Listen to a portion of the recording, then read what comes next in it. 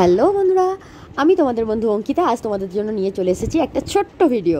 তো তোমরা সবাই কেমন আছো? আশা করি তোমরা সবাই খুব খুব খুব ভালো আছো। আমার অনুভূতিতে অঙ্কিতা চ্যানেলে তোমাদের সবাইকে আবারও স্বাগত। তো দেখতেই পাচ্ছ, শাড়ি পরে একটু নটাঙ্কি করছি তোমাদের সামনে। অ্যাকচুয়ালি আজকে নাইটি ছেড়ে শাড়ি পরার তো একটা ধুম হয়েছে। কাল হচ্ছে আমার বরের বার্থডে, কিন্তু কাল আমি কোনোভাবেই ওর সাথে থাকতে পারবো না। আমাকে চলে যেতে হবে শ্বশুরবাড়ি। একটা পার্সোনাল কাজ চলে এসেছে হঠাৎ করে, এমার্জেন্সি, যেটা যেতেই হবে আমাকে। তো মানুষ তো এসে শাড়ি পরে দেখে আমাকে একটু শকই হয়ে গেল যে হঠাৎ কি হলো, অঙ্কিতা রেডি টেডি হয়ে দাঁড়িয়ে আছে। তো আমি বললাম, তুমি ঝটঝট যাও, গোপালকে সেবা দিয়ে দাও, তারপর তুমি রেডি হও, আজ আমি একটু বাইরে যাব। হ্যাঁ, তো মানুষ তো একটু শকই হয়ে গেল যে কি হচ্ছে আমার সাথে। কোনো তো প্ল্যানই ছিল না, আগে থেকে কোনো কথাই হয়নি। তো ফ্রেশ ট্রেশ হয়ে স্নান টান সেরে গোপাল সেবা দিয়ে মানুষ চলে এসেছে রেডি হয়ে। Thank you so much. Wow. Many happy returns of the day. তুমি খুব ভালো থাকো, সুস্থ থাকো এবং জীবনের সব স্বপ্ন যেন তোমার পূর্ণ হয়। Thank you so much. খুব সুন্দর হয়েছে। তো এই হচ্ছে বার্থডে বয়। Yes. রাত 9টার সময় আমরা বেরোলাম। এই যে কেক নিয়ে আমি অলরেডি কিনে রেখেছি। অনেকবার বোঝানোর চেষ্টা করেছি যে চলো একটু প্ল্যান করি, কিন্তু কোনো মতেই বেরোচ্ছিল না। কাছের মানুষগুলোর জন্য কিছু করার অনুভূতিটাই আলাদা, তাই না বন্ধুরা? তো আমিও আমার পকেট মানি থেকে নিজের সাধ্যমতো চেষ্টা করেছি মানুষের মুখে একটু স্মাইল আনানোর। তো জানি না কতটা মানুষের পছন্দ হবে, বা মানুষ আজকের এই প্রচেষ্টা মানুষের জন্য কতটা ভালো লাগবে মানুষের। তো চলো দেখি লাস্ট অব্দি মানুষের কতটা ভালো লাগে, দেখা যাক কতটা ভালো লাগাতে পারি, দেখা যাক। তো চলো দেখতে থাকো বন্ধুরা ভিডিওটা। হ্যাপি বার্থডে গান লাগিয়ে দিয়েছি। Thank you ma'am. Ma'am happy birthday গান, হ্যাপি বার্থডে বলে গেছে।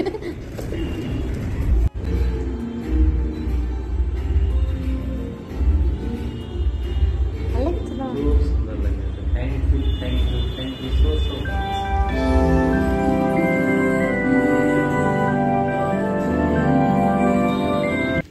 তো বন্ধুরা, ছোট্টর ওপর কেকটা নিয়েছিলাম, যেহেতু কালকে আমরা কেউ থাকছি না। তো কেমন হয়েছে বলো তোমরা? আর মানুষের মুখের স্মাইলটা দেখে বোঝা যাচ্ছিলো মানুষ বোধহয় একটু খুশি হয়েছে। তো আমার তো ইচ্ছেই ছিল ওকে সারপ্রাইজ দেওয়ার আর ওর মুখের এক্সপ্রেশনটা ক্যাপচার করার। তো যাই হোক, আমার তো খুব ভালো লাগছে, খুব মজা লাগছে আমার। আর আমার এরকম সারপ্রাইজ দিতে কাছের মানুষদের খুব ভালো লাগে, জানো তো। তো ক্যান্ডেলটা লাগাতে পারলাম না, দেখো না, কারণ মানুষের থেকে লুকিয়ে লুকিয়ে করতে গিয়ে সব ভুলে গেছি আমি কোথায় গিয়ে রেখেছি। তো চলো বন্ধুরা, এই টি শার্টটা দিয়েছি আমি বার্থডেতে, কেমন লাগছে বলো তোমরা? ঘুড়িটা আবার বেড়েছে, বোঝা যাচ্ছে টি শার্টে না?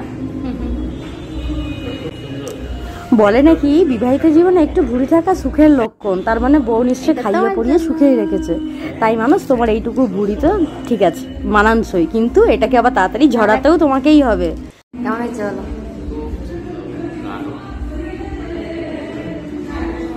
পছন্দ হয়েছে কালারটা? ঠিক আছে, তাহলে আজ থেকে এটা ইউজ করবে তো?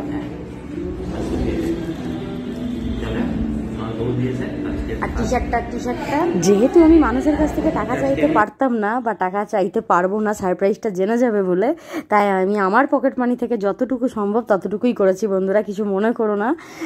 হয়তো গিফটের দামটা অতটা হাই লেভেলের নয় বা নয়, কিন্তু আমি পুরো মন থেকে করার চেষ্টা করেছি। যেটুকু করেছি আমার বরের জন্য করেছি।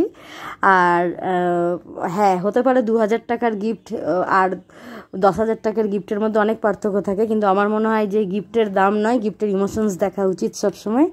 আর যেটা আমার বরের কাছ অবধি নিশ্চয়ই পৌঁছেছে, এটুকু আমি নিশ্চয়ই আশা করব। তো চলো, ভগবান যেন ওকে ভালো রাখে, এইটুকুই আজকের দিনে আশা করব। তাহলে ব্লগটা কেমন লাগলো তোমরা কিন্তু অবশ্যই জানিও বন্ধুরা। কমপ্লিট করে একবারে বাড়ি যাবো। গোপালকে ঘুম পাড়িয়ে এসছে মানুষ, তো ওই দিকটা ঝামেলা নেই। আর কালকে ভোরবেলা বেরিয়ে যাচ্ছি, তাই জন্য কালকে সেলিব্রেশনের কোনোরকমভাবেই স্কোপ নেই।